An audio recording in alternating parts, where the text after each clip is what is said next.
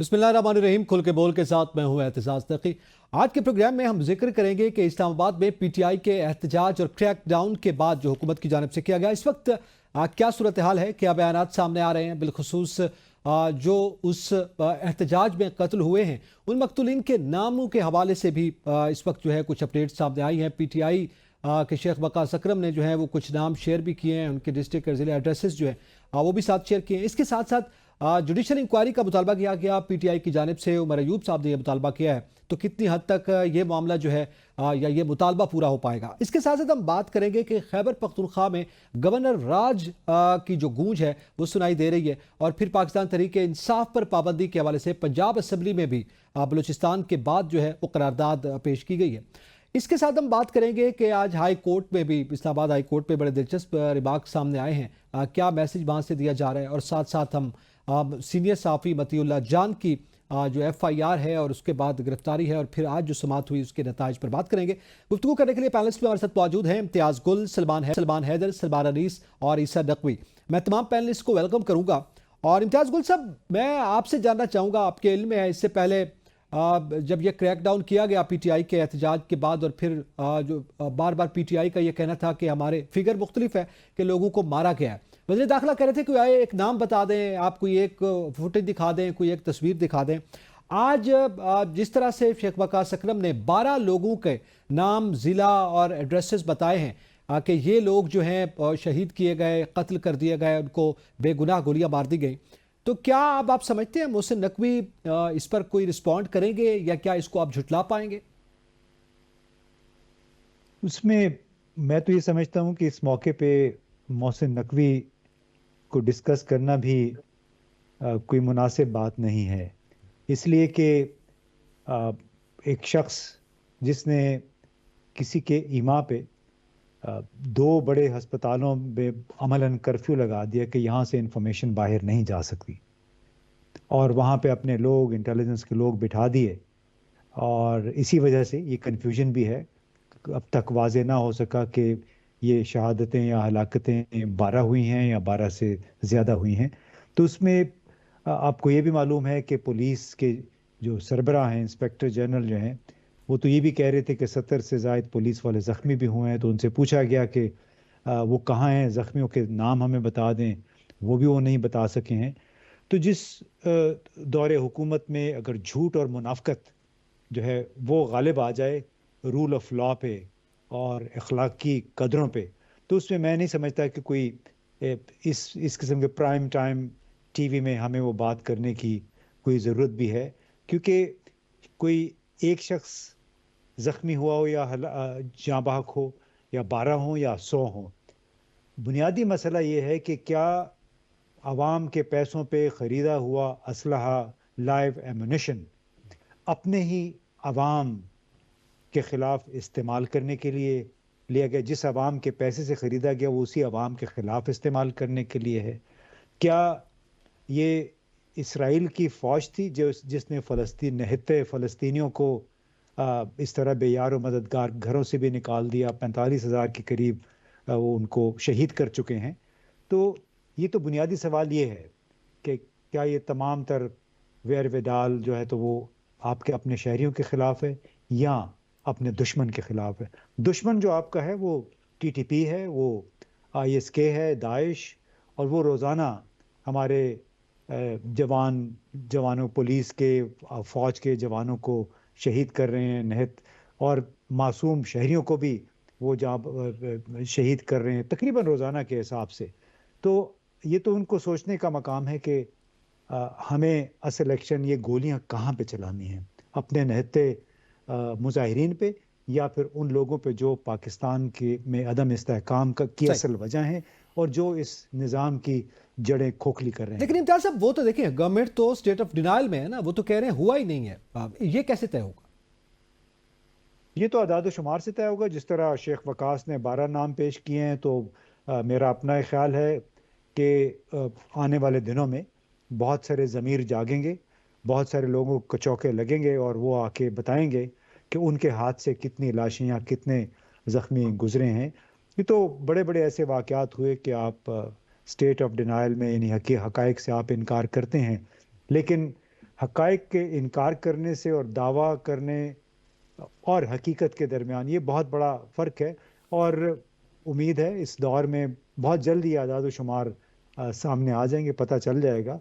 वो जो गाड़ियां थी जिनको इनके पुलिस वालों ने और रेंजर्स वालों के ज़रिए बर्बाद करवाया, उन पे भी गोलियां चली हुई थी, रातों रात वो भी गायब हो गई।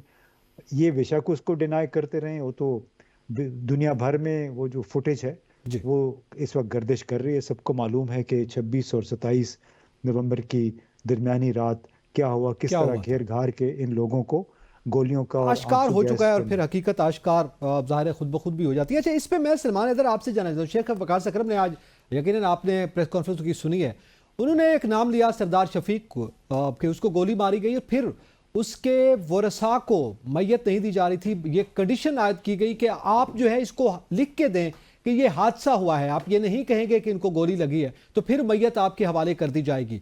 तो क्या इस किस्म का बिहेवियर, इस किस्म की जो सूरत हाल इस नहज पे पहुंच चुकी है, क्या इससे पहले कोई ऐसी मिसाल भी मौजूद है? और इसके बाद इसके हम आने वाले दिनों में नतायज क्या देखेंगे इस तरह के रवैये के? थैंक यू भैया, आपने मुझे एक बार फिर मुझसे मौका दिया। आप इससे पहले की मिसालों की बात कर रहे हैं, अब मैं इम्तियाज गुल भाई की मौजूदगी में क्या पिछली मिसालें दूं।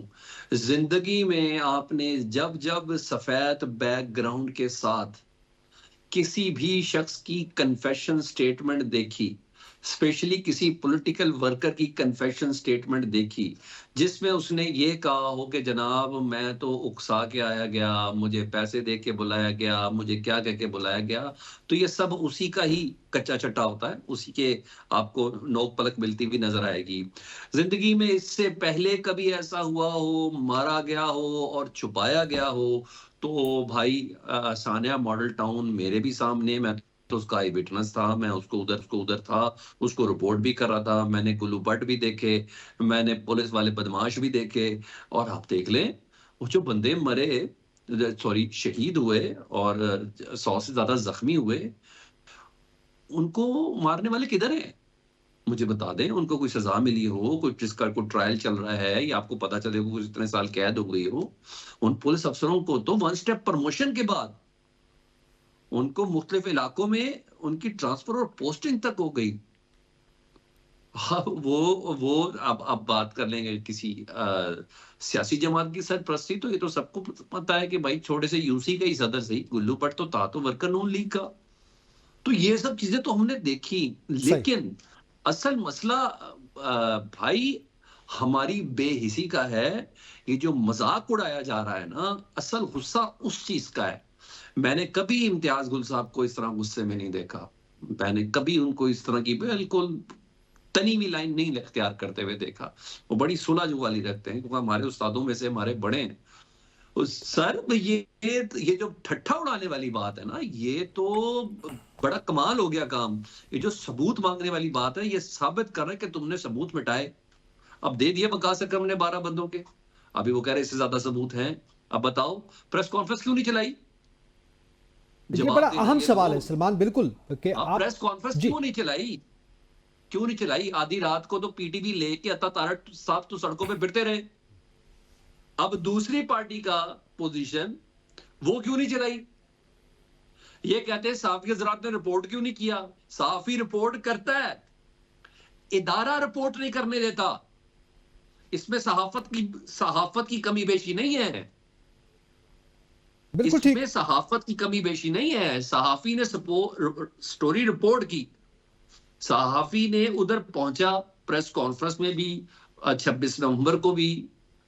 अब उसको रिपोर्ट करना नहीं करना, ये तो सर सीधी सी बात है, ये सेठ का काम है।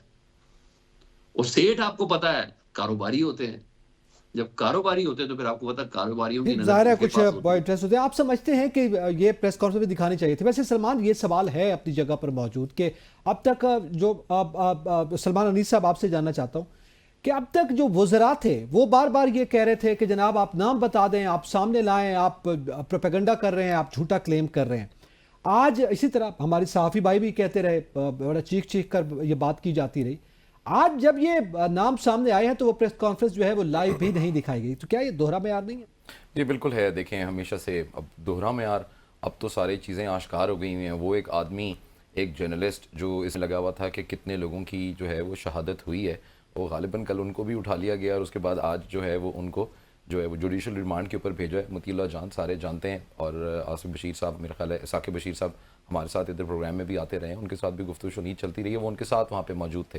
तो ना सिर्फ ये कि इस वाक़े के अंदर जो कुछ हुआ वो हुकूमत छुपाना चाहती है, बल्कि बड़ा बखूबी उसको इन्फोर्स किया जा रहा है। यहाँ तक तो मामला और यहाँ तक तो बात जो है वो बिल्कुल ठीक है कि एक डी चौक के ऊपर मैसेकर हुआ है जिसके अंदर शहादतें हुई हैं और गवर्नमेंट उसको कवर अप करने की कोशिश कर रही है।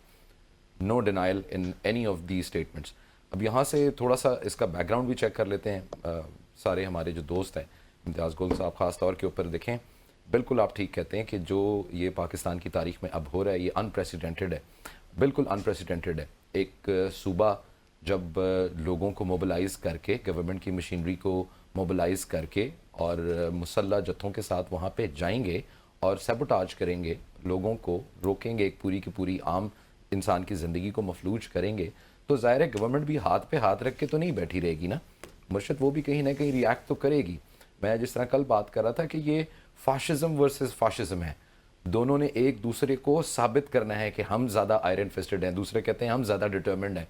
तो इस अना की जंग में तो जीत किसी की भी नहीं हो सकती, सिर्फ शहादतें, हलाकतें हो सकती हैं जो हो रही हैं, जिसका अब शाखसाना है। अगर आपको मोहसिन नकवी साहब की स्टेटमेंट जब आई रात को, जिस दिन ये सारा काम हुआ, तो ये कह रहे थे कि हम इनको लाशें नहीं देंगे, ये लाशों के ऊपर सियासत करना चाहते हैं। तो अब वो लाशें हैं तो सही, लेकिन लाशें उन्होंने दी नहीं जिसके ऊपर सियासत की जा सकती। और मैं इस बात का बहुत स्टॉन्च एडवोकेट हूँ कि अगर ये हलाकतें ज़्यादा होती जिस तरह रिपोर्ट किया जा रहा था इनिशियली, या क्लेम किया जा रहा था पीटीआई के अपने सर्कल्स की तरफ से, तो यहाँ पे अभी आप देखते कि हुआ क्या होता तमाशा, एक पूरा का पूरा मुल्क मफलूज हो जाता। हलाकतें यकीनन हुई हैं, लेकिन उनके ऊपर सियासत करना, उनके नंबर्स को मैनिपुलेट करना। अब लतीफ़ खोसा साहब एक बहुत सीनियर आदमी हैं, पीटीआई के सीनियर सियासतदान हैं, 278 उन्होंने आके कहा है प्रोग्राम के अंदर, और वो बजिद रहे हैं, और वो इतने बजिद हैं कि आज के जो टीवी के प्रोग्राम्स थे उसके अंदर वो ये कहते हैं कि वो लाशें पड़ी हुई हैं पिम्स की छत के ऊपर, गवर्नमेंट छुपा रही है, और लाशें पड़ी हुई हैं कंटेनर्स के अंदर, गवर्नमेंट छुपा रही है। अब देखें, अब मैं उनके ऊपर जो है ना, मोहतरम है, हमारे बुजुर्ग हैं, लेकिन 82 साल उनकी उम्र हो गई है। आपको पता है फिर क्या कहते हैं लोग इस उम्र के अंदर आके, उनको घर में बैठ के आराम करना चाहिए। उनकी उम्र नहीं है कि वो गले फाड़ फाड़ के जो सोशल मीडिया के ऊपर चीज़ें आ जाती हैं, जो उनकी नज़र से गुजर जाती हैं, वो उसको तहकीक किए बगैर सच मान के उसके बाद आगे ब्लास्टर करना शुरू कर दें। बाहर से वो आपके, लेकिन फिगर कोई भी हो सलमान साहब, फिगर कोई भी हो, 278 हुआ तो जुल्म मामला है, अगर 12 है तो नहीं है क्या? अब फिर आप जब गवर्नमेंट की बात सुनेंगे और उनका नैरेटिव आप लेंगे, तो वो ये कहते हैं कि क्या करें, हम हमला करने दें। एक सूबे का सीएम जो है, जब उसका दिल करता है, जब उसको कॉल दी जाती है अडियाला से, वो बंदों को मोबिलाइज करता है, लेके यहाँ पे हमारे पास एक फियास्को क्रिएट हो जाता है। How do you deal with it? क्या हम इसको आदत बना लें, ये सुन्नत बना लें कि जिसका दिल करे वो आ जाए अपने लीडर को छुड़ाने के लिए, और इंसाफ को बालाए ताक रखते हैं, अदालतों को बंद कर देते हैं, बाकी सारे निजाम जो है उनको मफलूज कर देते हैं, और लोग आया करें और अपनी डिमांडें रखा करें डी चौक के अंदर, और गवर्नमेंट उनको पूरे किया करे। और दूसरी बात यह जो मैं हमेशा कहता हूँ, ऑडेसिटी आप इनकी देखें कि या तो डिमांड्स प्रैग्मेटिक या रियलिस्टिक होना। खान को छोड़ दो, तो वो वज़ीर आज़म ने तो नहीं छोड़ना। फॉर्म 47 की जो गवर्नमेंट है, इसको डिसमेंटल करके इलेक्शन दोबारा कराएं, वो भी प्राइम मिनिस्टर तो नहीं कर सकता, इलेक्शन कमीशन का प्रोगेटिव है। ठीक है, ना डिमांड्स इनकी, तो डिमांड की जरूरत इनका काबा किबला दुरुस्त है, ना इनकी बातों में कोई जान है। तो बात पहले भी हो चुकी है। अच्छा सलमान हैदर, आप कुछ कहना चाह रहे हैं? अच्छा, मुझे ऐसा लगता है कि हम चीजों को ना बड़ा ब्लर करने की कोशिश क्यों कर रहे हैं। हम चीजें बड़ी क्लियर हैं यार। कितनी लाशों पे हो तो भाई के हाँ भाई ये निकली हैं, ज्यादा ये कम छोड़ दें, उसको कम। अच्छा, लाशें मिली हैं, लाशें अगर गिर गई हैं तो क्या हुकूमत इस्तीफा दे दे, चले जाएं, सिस्टम बंद कर दें। चलो उनका कमेंट पूरा होने देना। सलमान साहब जज्बाती ना हुआ करें, प्रैग्मेटिक रहा करें। जज्बाती नहीं, सबसे रिक्वेस्ट कर रहा हूं ना, सिर्फ चलिए सुन ले, रिक्वेस्ट कर रहा हूं ना सर, आप मुझे जज्बाती ना करें। मैं जज्बाती नहीं हूंगा ना सर, जज्बात है तो होते हैं ना। सही जगह इस्तेमाल करें ना, सड़क के ऊपर आके एहतजाज करने से आपके जज्बात की सही तर्जुमानी नहीं होगी। कानून हाथ में लेने से आपके जज्बात की सही तर्जुमानी नहीं होगी। इस्लामाबाद के अंदर एक ब्लैक बैन है, आप नहीं इजाजत के बगैर धरना कर सकते, तो फिर यही होगा ना। चले मुझे जज्बाती कर देते हैं जी, क्विकली प्लीज। रिक्वेस्ट कर रहा हूं, वो उनका आईनी राइट है, वो उनको कोई दुनिया की ताकत इस्लामाबाद आने से नहीं रोक सकती। वो केपीके की अवाम नहीं, वो पाकिस्तान की अवाम है। वो पंजाब की अवाम नहीं, वो पाकिस्तान की अवाम है। वो अपना आईनी रास्ता चुन के आईनी हक इस्तेमाल कर रहे थे। मुझे बगैर इजाजत के इस्लामाबाद में धरना नहीं कर सकते। चले आगे बढ़ते हैं। आपका सलमान हैदर साहब, मुझे भी वो दिखाएं। रोकने वाले उनको आइन ने राइट दिया है। चले ये अदालत ने उनको कहा है कि आप बैठ के उनके साथ गुफ्तगू शनीद करें, उनको संजानी की जगह ऑफर की, उन्होंने नहीं ऑफर कबूल की। उनका लीडर जेल के अंदर बैठ के कहता रहा कि संजानी के अंदर करो, आप बीबी की बात के ऊपर उठ के आ गए डी चौक में, तो हुकूमत क्या करेगी? आप कौन होते डिसाइड करने वो छोटी बात पे आए बड़ी बात पे आए? चले ये हमने तय नहीं करना, अदालत ने कहा था, पहलू पे गौर कर रहे हैं। नहीं अहमद सलमान मैं अनीस ईसा ने नहीं नकवी कहा। आपसे जानना चाहता हूं, ईसा बताइएगा आपके नजदीक आज अपोजिशन रहनुमा उमर अयूब ने यह मुतालबा किया कि इस सारे मामले की अभी भी यही बहस हो रही है, जुडिशियल इंक्वायरी करवाई जाए। क्या मुमकिन है मौजूदा सेटअप में शफाफ जुडिशियल इंक्वायरी की? यार आप जितने सवाल कर रहे हैं एक के बाद एक, आपने इम्तियाज़ गुल साहब से पूछा, फिर सलमान हैदर, सलमान अनीस, आप ये बताएं ना, अगर दुरुस्त जवाब देंगे तो आप क्या इनाम देंगे? सही। अगर दुरुस्त जवाब देंगे तो मेरी जेब से क्या चीज़ निकालेंगे आप? आइस निकालेंगे, हेरोइन निकालेंगे, कौन सी मनशियात होंगी, कितने छटाक चरस कलाशनिकोव, निकलेगी, SMG, या किसी मोमी लिफाफे में क्लाशनकोफ होगी, डेटोनेटर्स होंगे, RDX होगा, बारूदी मवाद होगा, फिर ऐसे लैपटॉप्स निकालेंगे कि जिनसे मैं रॉ के साथ राब्ते में होऊंगा, CIA और मोसाद के कहने पर पाकिस्तान में दंगा करना चाह रहा हूँ। क्या सवाल कर रहे हैं यार आप? सवाल दुरुस्त करें अपना। आपको पता है कि मलेशिया में बारिशों से लोग हलाक हुए, ये वाला वज़ीर आज़म पाकिस्तान ने उनकी जो है लवाहिकीन के लिए सब्र जमील की दुआ की। आपको पता है कि आज फॉरेन ऑफिस ऑफ पाकिस्तान ने जो इतना बड़ा पैराग्राफ जारी किया, जो गुफ्तगू की है पाकिस्तान की तर्जुमान दफ्तर खारजा ने जी बताया कि कश्मीर में 4 लोगों के साथ जो कस्टोडियल टॉर्चर हुआ है, ये कितनी गलत बात है।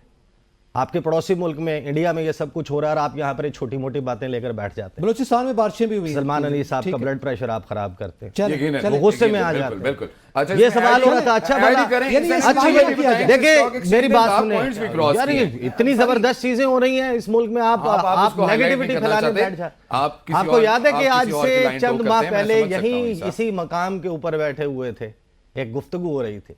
बात क्या हो रही थी कि क्या फर्क पड़ता है इलेक्शन अगर गलत हो गया, क्या फर्क पड़ता है, अब निजाम को चलने दें। साहब उस वक्त कहा था 60 अरब लगाकर इलेक्शन किया, 60 रुपए के बॉल पॉइंट से नतीजा चेंज करोगे तो फर्क पड़ेगा। फर्क पड़ गया, लेकिन कुछ लोगों को कोई फर्क नहीं पड़ा।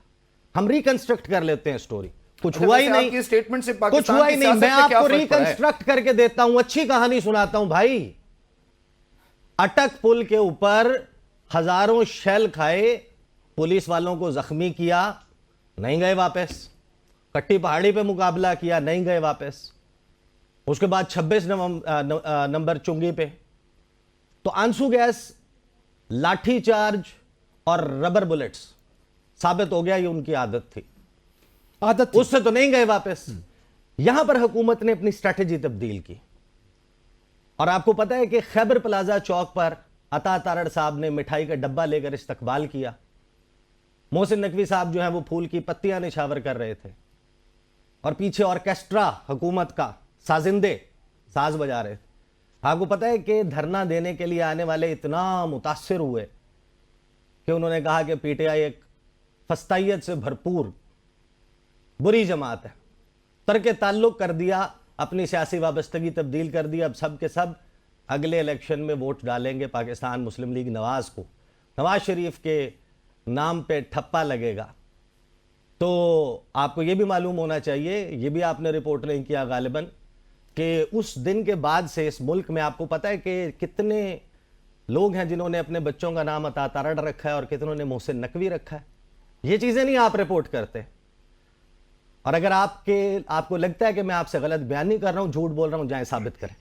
सही इनकी है। सारी नहीं। बात से अब ए- मुझे ऐसे- बात ऐसे- सिर्फ ये ऐसे बताएं, आइस बरामद नहीं होगी। साबित करें। हकीकत से सर, इसका आप क्या साबित ताल्लुक करें, है? मैं जो बात कह रहा हूं गल्ला गलत करा लो है। इना अगलों। नहीं, मेरे ख्याल में गल्ला आगे की आगे वजह तो बढ़ते इना हैं। दा लीडर ऐसा- जेल च बैठे थे, लोग इतने शहीद हो रहे चले, हैं। जी, आगे बिल्कुल, बढ़ते प्लीज प्लीज। चले, मेरे ख्याल में वो बात साबित हो गई। करें, अब मैं बहुत गलत अच्छी कह रहा हूं। तहमीद बांधते हैं, बहुत अच्छी स्टोरी साबित करें मैं गलत सुनाएं कह रहा और हूं। स्टोरियां। साबित करें मैं गलत ये कह रहा हूं। नहीं साबित हो सकता ना सर, वो आप साबित करें, कहां है सबूत मेरी बात का? सर आपकी बात का ना सबूत अरे है, भाई, ना पता है आइस नहीं है, हो ना क्या आपके रहा पास है। आइस है। मैं इम्तियाज गुल साहब से पूछना चाहूंगा, इम्तियाज गुल साहब, ये जुडिशियल इंक्वायरी वाला मामला, ये जो मुतालबा किया जा रहा है, वैसे अब तक जो प्रोटेस्ट था उसमें भी कुछ मुतालबात थे, उसका जो जवाब है वो हमारे सामने है। लेकिन अब चले अपोजिशन लीडर के तौर पे उमर अयूब साहब जो मुतालबा कर रहे हैं, एक तो इसके क्या कोई आप नताइज देख रहे हैं, और इसके साथ साथ ये भी एक बड़ा मामला है कि आज जो वजीर आजम का चूंकि भी जिक्र किया गया है, उन्होंने भी इनको जत्था करार दिया है कि ये जत्था आया फिर एक सूबे का वजीर आला जो है वो आके चढ़ाई कर देता है। तो आप क्या समझते हैं इससे जो मुज़ाकरात की और डायलॉग के दरमियान में कुछ आवाज़ें आ रही थी, जो बातें की जा रही थी, उससे हम दूर नहीं हट गए, मजीद नफरत नहीं बढ़ेगी? क्या नतीजा है इसका? इसमें देखिए, इनको तो इन्होंने खुदा से दुआ मांगी थी, इनकी दुआ कबूल हुई कि इनको इनकी इमदाद को जनरल बाजवा आ गए, उनके बाद उनके जो पसरो हैं वो उनके साथ खड़े हैं, और इसीलिए ये अपनी हर तकरीर में सिपह सालार आला की तारीफ़ें करते नहीं थकते हैं। बल्कि मैं तो हैरान हूँ, वो जो अडियाला जेल में बैठा है, वो जब ये कहा करता था, खुद हमें भी नहीं अच्छा लगता था कि ये चेरी ब्लॉसम और पॉलिश, यकीन कीजिए मुझे नहीं अच्छा लगता था, एक साबिक वज़ीर आज़म की ज़बान से ये बातें अच्छी नहीं लगती। लेकिन आपको याद होगा जनरल बाजवा के ज़माने में रद्दुल फसाद ऑपरेशन शुरू हुआ था। अभी इन्होंने, किसी ने इनको खुश करने के लिए, फ़ौज को खुश करने के लिए, ये इनके मुंह में डाल दिया कि रद्दुल फसाद फ़ोर्स बनानी चाहिए, यानी हुजूम को मुंतशिर करने के लिए, उस पर काबू पाने के लिए anti mob, anti writing police होनी चाहिए।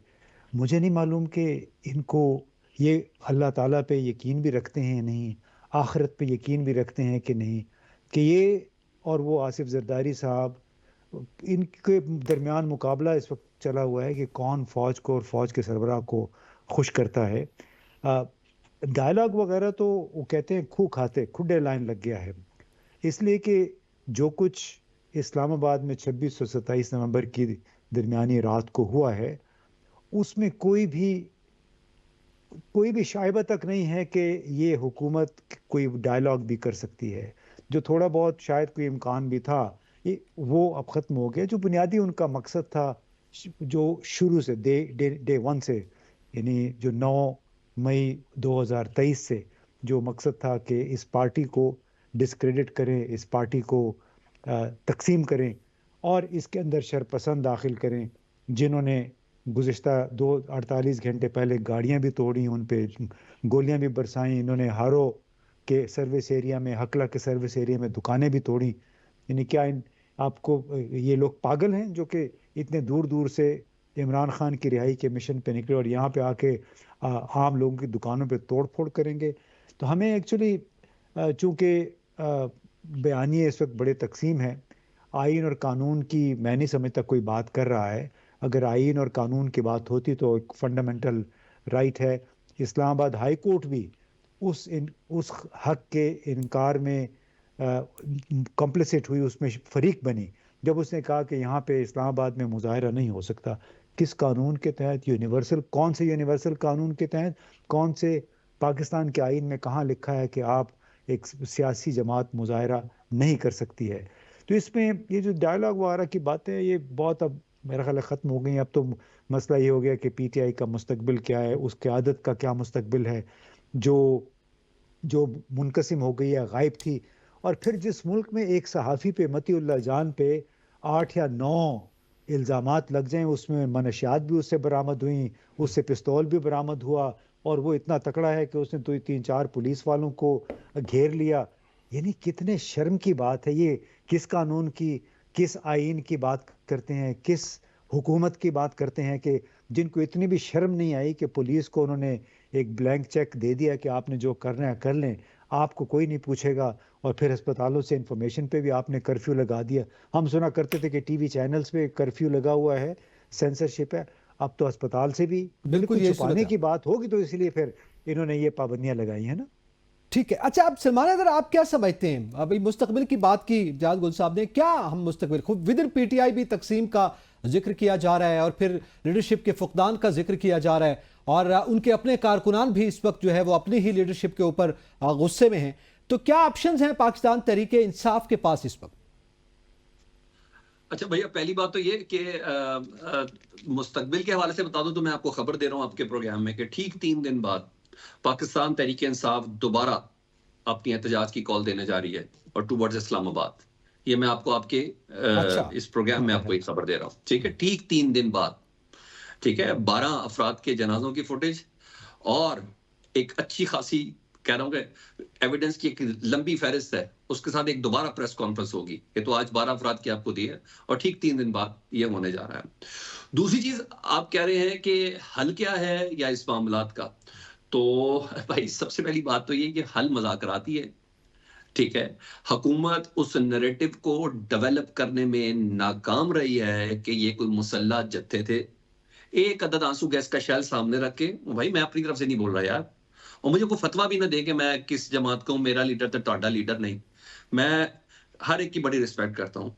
ईसा नकवी ने जो तमहीद बांधी, मजा आया मुझे पता चला एक मैं सीनियर जर्नलिस्ट के साथ बैठा हुआ हूँ, मुझे बहुत अच्छा लगा, मुझे समझने में मजा आया, मुझे अंडरस्टैंड करने में मजा आया।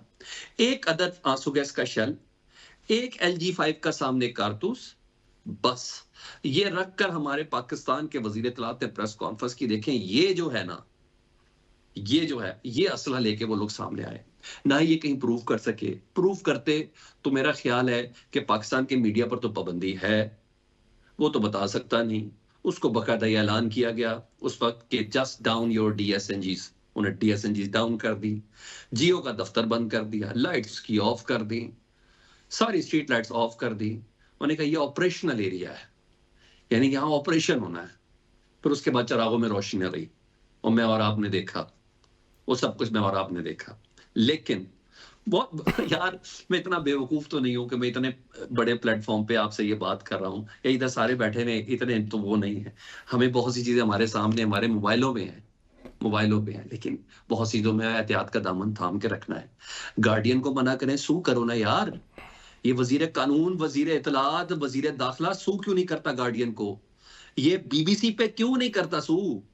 इनके अंदर तप्पड़ क्यों नहीं है हामिद मीर को लेके आने का इस्लामाबाद हाई कोर्ट में? क्यों नहीं इनके अंदर जुर्रत मतीउल्लाह जान के ऊपर? और सीधा बोलते मतीउल्लाह जान ने रेंजर की खबर झूठी दी है, उसको उसकी FIR देते कि तुम प्रूफ करो। वो सीधा बोलते मतीउल्लाह जान तुमने गलत बताया है, अस्पतालों में डेड बॉडीज पड़ी हैं, तुम गलत इन्वेस्टिगेट कर रहे हो, तुम्हारे पर पीका एक्ट लगता है। उस पर वो खबर देकर अपना तमाशा, कुछ जहां शक था वहां यकीन करा दिया इस FIR से। इतनी जरूरत हो जाए भाई, बताएं अल जजीरा गलत कह रहा है, बताएं BBC गलत कह रहा है, बताएं गार्डियन गलत कह रहा है, पाकिस्तान के साफी गलत कह रहे हैं। ऑनर नहीं कर सकते क्योंकि वो मालिक की मर्जी है, मालिक वो है। तो इसका मतलब है कामयाब होगी ना हुकूमत? सर आप ये कह रहे हैं? जी, हुकूमत कामयाब होगी अपने इरादों में? सर की सवाल ही पे जो चुप रहेगी जुबान खंजर तो लहू पुकारेगा हस्ती का। ये फितरत के खिलाफ है कि आप किसी का कत्ल करके छुपा जाएं, ये कानून फितरत पर क्वेश्चन मार्क है। सही, मैं तो बड़ा ये नहीं छुप सकेगा, ये आश्कार होगा, आप कह रहे हैं। ये सूरत हाल ठीक है, आगे हो ही नहीं सकता कि किसी का कत्ल कोई छुपा ले, ये हो ही नहीं, ये अल्लाह की उस बुक में ही नहीं है। ठीक है, ये कानून फितरत है, खून खुद बोलता है। ठीक है, आप ये बात कर रहे हैं, इस पे मजीद आप बात करते हैं, और इसके साथ साथ इसके आइंदा जो हुकूमत की हिकमत अमली या जो बातें की जा रही हैं उनकी जानिब से, चाहे वो PTI की बैन की बात हो या मतीउल्लाह जान का जिक्र हो, इस पर बात करेंगे। एक ब्रेक के बाद साथ रहिएगा। Welcome back. जरा आगे बढ़ते हैं और अब जरा बात करेंगे, आज इस्लामाबाद हाई कोर्ट में भी एक बड़ी ज़बरदस्त सूरत हाल पैदा हुई जब जस्टिस सरदार एजाज के सामने केस लगा डॉक्टर आफिया सिद्दीकी का, और उसमें उन्होंने ये कहा कि समरी भेजी जाए, वज़ीर आज़म को पूछा जाए कि वफ्त का खर्चा कौन देगा। केस कुछ और नौयत का था। उसके जो रिमार्क्स आए उसमें उन्होंने ये कहा कि अगर समरी लेट पहुंचती है वज़ीर आज़म को तो उस पर PTI लिख दें, जल्दी पहुंच जाएगी। तो ये रिमार्क्स जो है वो क्या पता दे रहे हैं? जाहिर है एक मौज़े जज साहब के ये रिमार्क्स हैं, और इस तरह के रिमार्क्स जो हैं वो बड़े मीनिंगफुल होते हैं। अब मेरे ख्याल में कुछ सवाल करने से ज़्यादा मैं सलमान अली साहब से जानना चाहूँगा, आपने क्या अर्ज़ किया? मैं इसके ऊपर जो आप जो बात कर रहे हैं, बिल्कुल जजेस के ऊपर जाने से पहले सिर्फ एक दो चीज़ें वेरी क्विकली।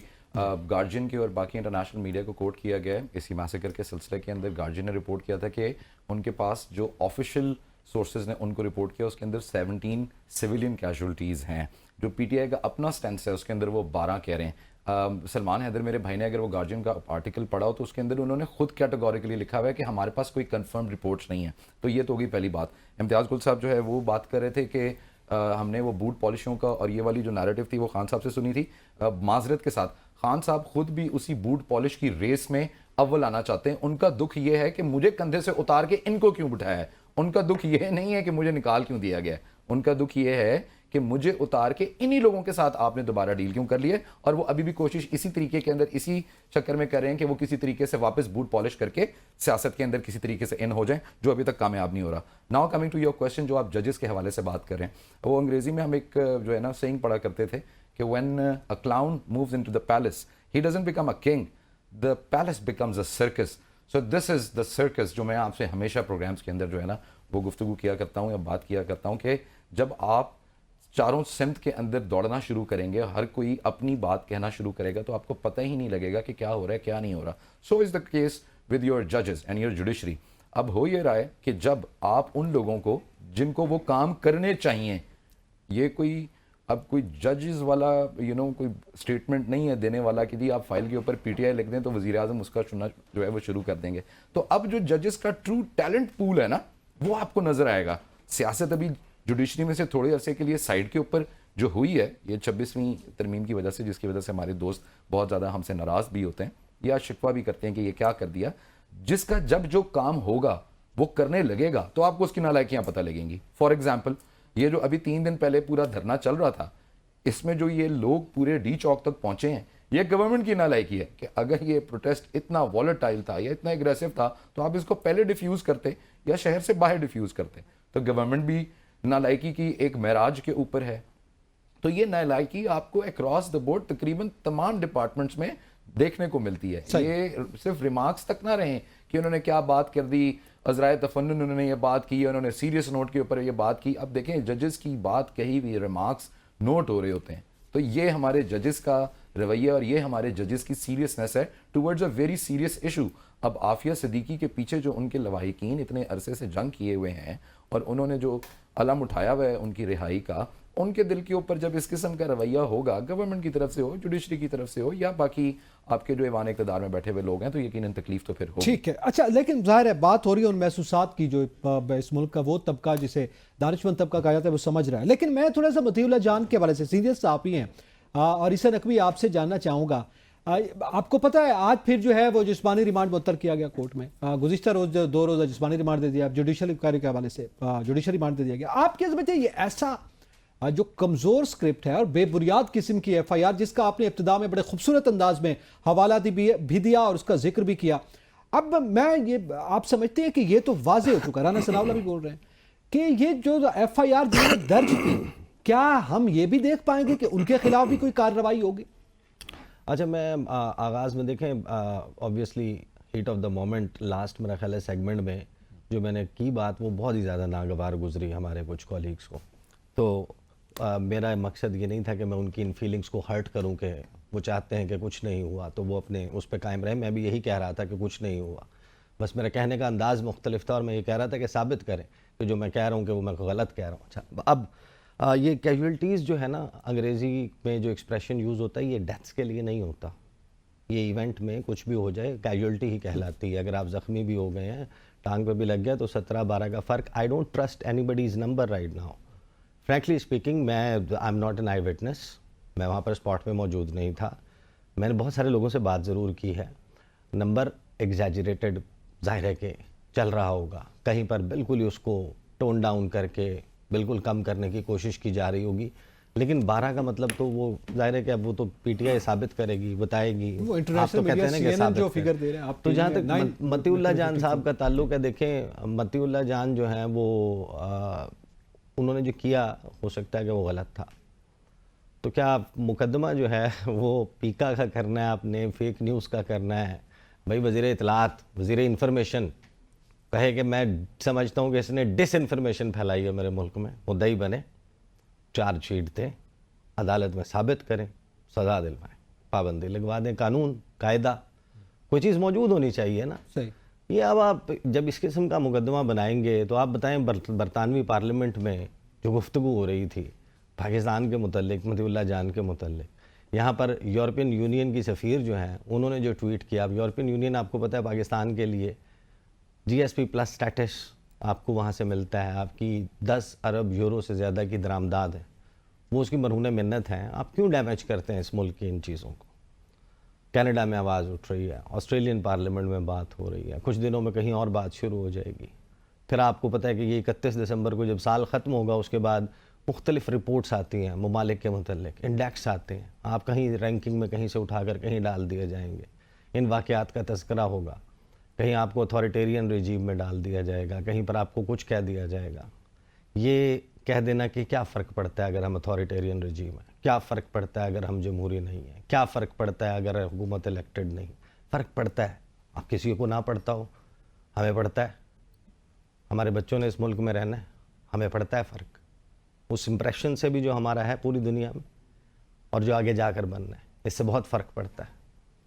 इससे ये फ़र्क पड़ता है कि आज आप G2G इन्वेस्टमेंट ला सकते हैं। मैंने पाकिस्तान के 3 से 4 इंतहाई अहम दारुल हुकूमतों में बैठे हुए सफ़ीरों से बात की है। मैंने उनसे पूछा है कि ये जो हुआ है इसके बाद क्या आप विदाउट प्रॉपर फायर फाइटिंग या प्रूव किए बगैर अपना point of view through power point presentation diplomatic enclave से बुलाकर उनको ब्रीफिंग दिए बगैर क्या आप मेक श्योर कर सकते हैं कि आप जिस मुल्क में हैं यहाँ के वज़ीर ख़ारजा दौरा करें? उन्होंने कहा 5 साल भी नहीं कर सकते। इन्वेस्टमेंट लानी है आपने, इस मुल्क को आगे लेकर जाना है। आई am not saying at all, देखें पीटीआई अपनी हरकतों में इतनी बचगाना चीज़ें कर जाती है। इस सारे फ़ियास्को में मुझे एक बात बताएं, 7 दिन पहले कानून कहता है कि आपने एक दरख्वास्त देनी है, चिट्ठी लिखनी है डिप्टी कमिश्नर के नाम कि हमें इजाज़त चाहिए। 13 नवंबर को आपने अनाउंस किया कि हम लॉन्ग मार्च लेकर आ रहे हैं। आपने ऐसी कोई दरख्वास्त दी? मेरे इल्म में कम अज़ कम नहीं है। मैंने पीटीआई के बहुत सारे लोगों से पूछा, वेयर इज़ योर एप्लीकेशन, कि आप सिट इन करना चाहते हैं, फ़लाँ मुकाम पर करना चाहते हैं। आपने अपने कागज़ पूरे किए? नहीं किए। कुछ चीज़ें तो आपके पास, आपके एंड के ऊपर आप देखें ना। फिर जब आप वहाँ से निकले हैं, आपने डी चौक का कॉल दिया है, दरमियान में ये संजानी वाली जो ऑप्शन आई है, देखें हुकूमत की क्या गलती है। फ्रॉम पॉइंट 1 आप ये कह रहे हैं कि चिड़िया पर नहीं मारेगी, अटक क्रॉस नहीं करने देंगे, फलां जगह लॉकडाउन लगा देंगे। भाई do it right there and then, कि भाई आपको संजानी का मुकाम एयरपोर्ट के पास किसी बड़े प्लॉट के ऊपर आप कहते हैं कि चक्री के पास दे देंगे। कुछ तो कहें। हुकूमतें चलाने के लिए रियासत कार रियासत, ये कोई यानी करियाने की दुकान नहीं लोग ऐसे चलाते जैसे आप मुल्क चला रहे हैं। यानी वहाँ से वो कहते हैं कि हम लॉन्ग मार्च लेकर आ रहे हैं, वो अप्लाई भी नहीं करते, वो कहते हैं कि हम आ रहे हैं। इधर से हुकूमत का काम ये है, रियासत का काम कि आप सिरे से कहें कि हम चिड़िया को पर नहीं मारने देंगे, तुम खैबर पख्तूनख्वा वाले हो, तुम खैबर पख्तूनख्वा में रहो, ये यहाँ इलाज करवाने आते हैं। ये कौन सी बातें कर रही हैं? दोनों तरफ आग बराबर लगी हुई, आप ये या अजीबो गरीब किस्म का काम है आपका। यानी कि ये आपको संजानी ऑफर करना चाहिए था right there and then when they announced कि हम आ रहे हैं, आप संजानी अनाउंस कर देते। अगर उसके बाद जिद करते, यही मीडिया होता उनको क्रिटिसाइज कर रहा होता कि जब हुकूमत आपको ये कह रही है और उसके बाद लिए एक रीजन मौजूद है कि एक फॉरेन डिग्नेटरी पाकिस्तान आ रही है, बट हमने मुकाबला करना है, हमने जीत के दिखाना है। दैट्स ये इस मुल्क की जड़ों को खा रही है ये चीज। और हमारे हुक्मरान अपोजिशन में बैठे हुए, हुकूमत में बैठे हुए नहीं समझते इस बात कि क्या सूरत हाल बनने जा रही है, इसके नताइज क्या होंगे। अब उसका खमियाजा जो है वो सीनियर सहाफ़ी या वो सहाफ़ी जो बोलता है, जो सच बोलता है, वो क्यों भुगत रहा है। लेकिन इसके साथ साथ सलमान हैदर, मैं आपसे ये जानना चाहता हूँ, राना सनाउल्लाह साहब की भी स्टेटमेंट आपने सुनी। वो कह रहे हैं कि जनाब बतियुल्लाह जान पे जो FIR है वो बेबुनियाद है और गलत जो है उनके हवाले से प्रोपेगेंडा किया जा रहा है। क्या आप समझते हैं राना सनाउल्लाह साहब एक वाहिद आवाज़ अभी तक जो है इस तरह से सामने आई है, उनकी एक बोल्ड स्टेटमेंट सामने आई है कि वो ये बात कर रहे हैं खुलकर, क्या वो वज़ीर इत्तलात पंजाब अज़मा बुखारी साहबा को, वफाकी वज़ीर इत्तलात अता तारड़ साहब को या इवन के वज़ीर आज़म को ये बात समझा पाएंगे? अच्छा, पहली बात तो ये कि हमने राना सनाउल्लाह साहब पहले नहीं है, उनके बाद हमारे पास जो लाहौर में ख्वाजा साद रफीक साहब, उन्होंने भी यही बात की है। राना सनाउल्लाह साहब ने तो ये भी कहा, मेरे पास लाशों की रिपोर्ट्स भी, उन्होंने तस्दीक भी की है। और ये सब बातें मनवाने की नहीं है सर। फिर बता रहा हूँ, इसको हुकूमत और अपोजिशन वाले पैराइक पे अंदर हम लोग लेके जा रहे हैं। ये किसी की जीत किसी की फतह नहीं है। ये मामला इसके बाद इससे आगे शुरू होना है जाके। ये पाकिस्तान की शिकस्त है हर लिहाज से। अगर रियासत कहीं से भी ये समझती है, कहीं से भी ये समझती है कि उसने फतह हासिल कर लिया, तो ये बहुत बड़ी बेवकूफ़ी है रियासत की। माशाल्लाह आधी रात को PTV लेके अता तारड़ साहब वही बोलते हैं जो उनको कहा गया होता है, तो किसी को नहीं पता होता, बिला फसल, बीच में कोई है ही नहीं उनके। वो PTV में वो रात को आके कहते हैं, देखे देखे देखे कहीं कोई गोली का खोल नजर आ रहा है, कोई ब्लड नजर आ रही है। तुमने काम इतनी सफाई से किया यार कि तुम ये इस दावे पे हो गए। सेम वही दावा मोहसिन नकवी साहब भी करते हैं। फिर अगले दिन कहा जाता है कि जानबूझ के कि हमारा बोझ हमारे ऊपर से कम हो जाए। वज़ीर आज़म साहब एक अदद खिताब के अंदर काबीना के बोलते कि हमें तमाम मामलात के अंदर आर्मी चीफ साहब की भरपूर मामलत हासिल थी। वही हमारा यकजान दो कालिब, जो हमेशा माशाल्लाह वो सारे जुमले बोलते हैं। तो अब मेरे पास तो इसकी सर एग्जांपल्स ही है ना, बस मैं और आपने, सलमान अनीस ने, ईसा नकवी ने, हम सब ने बस बचते बचाते से गुजरना है ना। जो नहीं बच सके, जो मोहतात, जो सही। उतने मोहतात नहीं रहे, जिन्होंने कहा कि हमारी हमारी बात है, जो हम अपने अंदर झांके तो रात को सोएं तो कम से कम थोड़े मुतमईन नजर आए, तो उसमें मोतीउल्लाह क्यों, हामिद मीर क्यों नहीं, उसमें असद तूर क्यों नहीं, उसमें अबसार आलम क्यों नहीं, उसमें इमरान रियाज क्यों नहीं? ये सब ना सब, किसी को 9 किसी का 6 नजर आ रहा था ना। उनको उनके केसेस में डालो यार, बस इतनी सी बात है। ये राणा साहब ने किसको क्या कन्विंस करना है? जिनकी जो ड्यूटी, भाई वजीर इत्तलात ने अगर ये बोलना नहीं तो उसकी क्या ड्यूटी है? वो ड्यूटी कर रहा है, ठीक है, उधर अच्छा, अब पाकिस्तान की इस पे परफॉर्मेंस तो कभी नहीं बताई। यकीनन अब जो है वो फिर वही बात आ जाती है। लेकिन अब सलमान अनीस, आप क्या समझते हैं, जैसे अभी ईसा ने भी जिक्र किया कि मुख्तलिफ पार्लियामेंट इंटरनेशनली, यानी कनाडा में हम बात करें, यूके, डिफरेंट पार्लियामेंट्स में भी उनके करारदादें जो है वो लाई गई, मतीउल्लाह जान के हवाले से जो है वो बात की जा रही है। और इस सूरत हाल पॉलिटिक्स से हटकर ये सहाफ़ियों पे जो गिराया जाता है बम, इस तरह की सूरत, वो बोले क्यों हैं? एक तो इस पे जरा बता दीजिएगा, इस पे हुकूमत को आप कैसे जस्टिफाई कर सकते हैं? और इसके साथ साथ ये जो करारदादें पास की गई, उसमें ये पीटीआई से ताल्लुक तो नहीं रखते, कोई एक सहाफ़ी है, एक जर्नलिस्ट है, वो बात कर रहे हैं। क्या हमारे मुल्क में कोई ऐसी करारदाद भी लाई जाएगी, जैसे 2 असम्बलियों में यह करारदादें लाई गई हैं कि पीटीआई को बैन करो, तो क्या मतीउल्लाह जान के हवाले से भी करारदाद मुमकिन हो पाएगी इस मुल्क में? इस पे जी बहुत सारे हमारे जो सीनियर जर्नलिस्ट हैं उन्होंने बहुत कोशिश की है और करते भी रहते हैं, गाहे बगाए। हामिद मीर साहब हो गए, तलत हुसैन साहब हो गए, अबसार आलम हो गए, या आप अभी दौरे हाजिर के जितने लीडिंग जर्नलिस्ट हैं, सब कहीं ना कहीं कोशिश करते रहते हैं कि किसी तरीके से जर्नलिस्ट के जो राइट्स हैं उनको प्रोटेक्ट किया जाए। लेकिन ये अनफॉर्चुनेट है कि जब इस किस्म का कोई अकरेंस होती है तो हम फिर वही प्रोग्रामों के अंदर डिस्कस करते हैं। प्रैक्टिकली साथ खड़े होने वाले लोग बहुत कम होते हैं। आपको जर्नलिस्ट बीइंग अ जर्नलिस्ट अंदाज़ा होगा कि फिर then you have to face the heat yourself.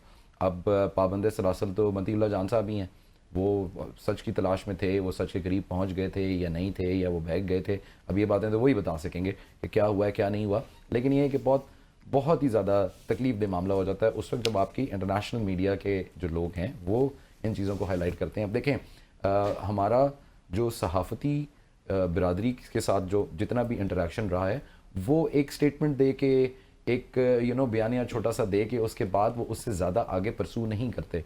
क्यों ऐसा नहीं है कि हम कोई ऐसा SOP बनाएं या ऐसा कोई अमल बनाया जाए? एटलीस्ट जर्नलिस्ट के एंड के ऊपर सलमान हैदर साहब बात करें कि जी सहाफ़ी सच बोलता है, लेकिन जो मीडिया ओनर है वो उसको चलाता नहीं है। तो अब with the emergence of digital media, मेरा ख्याल है बहुत सारे सहाफ़ी ऐसे हैं जो बिल्कुल हक सच की बात करते हैं और फैक्चुअली अपने आप को ठीक रखते हैं और वो आजाद है बोलने में। चलें, और आप उनको देख के कह सकते हैं वक्त खत्म हो गया। बिल्कुल सही, आप समझते हैं कि अब माहौल बदल गया है, अब सूरत हाल बदल गई है, उसके मुताबिक जो है पॉलिसीज बनाई जाए। इसी के साथ ही तमाम पैनलिस्ट का बहुत शुक्रिया, इजाजत दीजिए, अल्लाह हाफिज।